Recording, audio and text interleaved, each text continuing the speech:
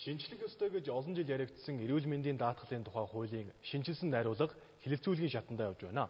Хуулийн гол утга агуулга нь даатгуулагч төлсөн төгрөг бүхнээ хянаж бас захиран зарцуулах эрхтэй болох юм а. Даатгалаар үйлчилдэг төрийн эмнэлгүүнд нь хүнд сурталтай үйлчилгээ удаан ойчир дугаарлалт ихтэй хамгийн гол нь гар хараас сурчигсан. Гэтэл ойчир дугаар багтаа хувийн эмнэлгүүд өндөр төлбөртэй. Нөгөө талд иргэд эрүүл мэндийг хамгаалуулахын тулд авдаг залингаас сар тутамд тодорхой хэмжээний мөнгийг эрүүл мэндийн даатгалын сан төвлөрүүлдэг. Хуулиндаа жилдээ эрүүл мэндийн даатгал төлөгч 1.1 сая төгрөгийн үйлчилгээ авах ёстой гэж заасан ч хуулийг мэддэг хүн ховор төлсөн төгрөгийн нь зарцуулагдаж байгааг мэдлэхгүйгээр төлсөөрл байдаг. Байнга эмнэлэг твтдэг хүн хэдэн жилд ганц удаа үзүүлдэг хүн хоёр ягаад л үйлчилгээтэй байдаг юм. Энэ даатгалын тогтолцоо болохгүй байгааг хаана мэдэж ойлгодогч өнөөдрийг хүртэл өөрчлөгдсөнгүй. Тиймээс улсын хурлын гишүүн Эрдэнэ нарын гишүүд шинжилсэн хариулгыг өргөн барьсан байна. Өнөөдөр Монгол Улсын ерөнхийлөгчийн дэргэдэх хэрэгний танхимаар эрүүл мэндийн даатгалын хуулийн шинжилсэн хариулгын төслийг хэлэлцэж байна. Даатгуулагч өөрөө энэ даатгалын хууль хэрэгцсэн үйлчлэгийг хүрээнд даатгуулагч өөрөө нэг номер тавигдчих гэх юм. Нэг бол хэрэглэгч хаан гэж ярьдаг бол даатгуулагч хаан байх хэмжээнд энэ хууль хэрэгцсэн орчин үйлчилж явах хэрэгтэй маа гэж ингэж томьёолж өгч байгаа. Тэгээд нэг бол даатгуулагч өөрөө эмчилгээ үйлчлэгээ сонгох хэрэгтэй байх. Даатгуулагч өөрөө санхүүжилттэй захиран зарцуулдаг хэрэгтэй байх. Даатгуулагч өөрөө даатгалын санхүүжилтөнд хяналттай хэрэгтэй байх гэдэг гол энэ хэд хэдэн зарчмыг бол энэ хуулинд тусгасан. Иргэд даатгалын сан төвлөрүүлсэн төгрөг бүхнээ хянана гэдэг томоохон дэвшил болох нь мөн эрүүл мэндийн байгууллагуудаас ямар үйлчилгээ авахгүй гэдэг тодорхойлж эмнэлэг бүхэн тодорхой үн тарифтай болж үйлчилгээ нийт тол болох нь хэрэглэгчдэд ашигтай. Гэхдээ даатгалын эрхчлөлөөг бий болгосноор алдаа гардаг. Энэ алдааг давтахгүй байхын тулд 90 жилийн турш босгож хөгжүүлж ирсэн ангаа ухааны салбарынхаа онцлогт суйрлуулж тогтолцоонд нь тохируулан хэрэгжүүлэх ёстой гэдгийг эрүүл мэндийн сайд онцолж байна.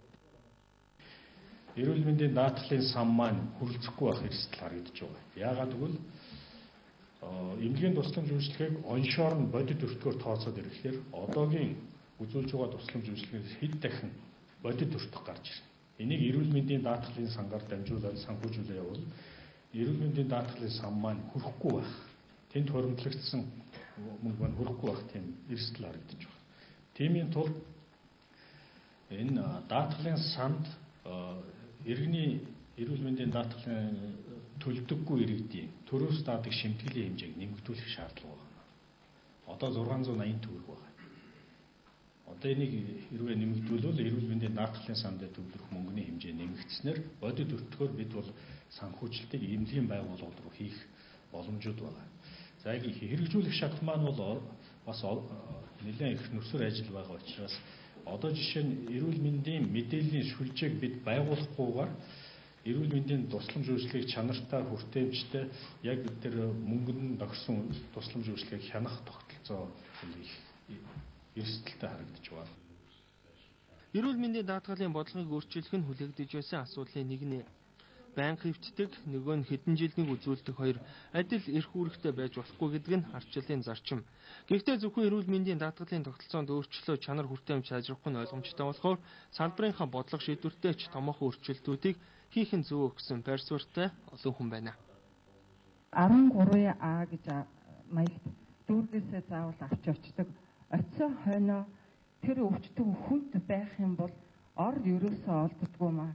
Энийг яаж төлөвшүүлэх вэ? Иргэдэд хандуулах вэ? Та ер нь энэ талаар юу гэж бодож байна?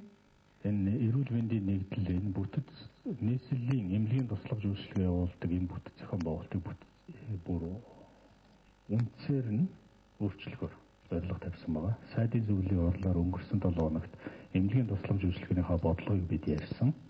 Энэ дээр бол нэгдсэн эмнэлгийн тогтолцоо руу оруулнаа.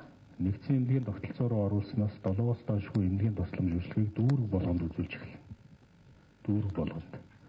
Одоо бол 1-2-оос 3, зарим нь бол 100 тонны эмнэлгийн тусламж үйлчилгээ. Одоо энийг 7-оос доошгүй болгоно. Нөгөө гэмтэл, мэс засал, сэтгцийн эрүүл мэнд, халдварт, хавдар, хүүхэд, дотор, мэс засал гэж бүгд яг нэгдсэн эмнэлэг дээр үздэг тогтолцоо бий болгоно.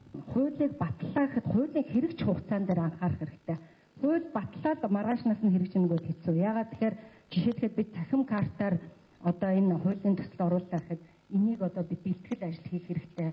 За энэ эрүүл мэндийн шинэ даатгалын хууль дээр явхад энэ даатгалын хяналт үнэлгээний газар гэж маш чухал газрыг бид бол байгуулсан байх шаардлагатай. За хоёр дахь асуулт энэ хуулийн хэрэгжилтийн хугацаа бол үндсэндээ энэ хуулинд байгаа энэ зүйл залтуудыг хэрэгжүүлэхийн тулд маш их олон бэлтгэл ажлыг хийх шаардлагатай. Өөрөөр хэлбэл жодор хөндлөнгийн мониторингийн одоо байгууллагыг байгуулах тийм ээ. Тодорхой яг мэрэгжлийн одоо чиглэлийн хүмүүсийг бэлдэх. За ер нь одоо цахим картыг бол бид нар ямар хэлбэрээр одоо бод тооцож байгаа гэхээр за бие даасан цахим карт гэхээс илүү одоогийн иргэний ухаалаг үнэлэхэн дээр одоо чип нэмж байрлуулах боломж байна уу гэдэг бас давхар судлыг гэсэн бодолтой байгаа. Эрүүл мэндийн даатгалын хуулийн шинжилсэн найруулгын төсөл хэлэлцүүлгийн шатанд явж байгаа. Хуулийн утга агуулгын зүйл залтуудын хувьд ч өмнө нь байгаагүй томоохон шинжилтүүд багтсан. Гэхдээ бас тодорхой шийдвэрлэх бас өөрчлөх ёстой асуудлууд байгаа юм. Иргэний танхимын хэлэлцүүлгийн үр дүнд хууль тодорхой шинжилэлтүүд хийгдэж амжвал энэ хаврын чуулганаар орох боломжтой юм. Мэдээлэл батрал авсурнаар City News бэлтгэлээ. Манай улс залуусын орон гэгдэж байсан ч Хуамын дундаж насалд 68 болж насжилтын цонх үе нэгдэж байна. Энэ үеийг одооноос зөв тооцож зохион байгуулвал ашигтай байж болох ч нийгмийн олон салбарт ачаалал нэмэгдэх нь гарцаагүй юм а. Зөвхөн эрүүл мэндийн салбарт гэхэд насан туршид эрүүл мэндийн том бүтцийг бий болгох шаардлага байгаамаа.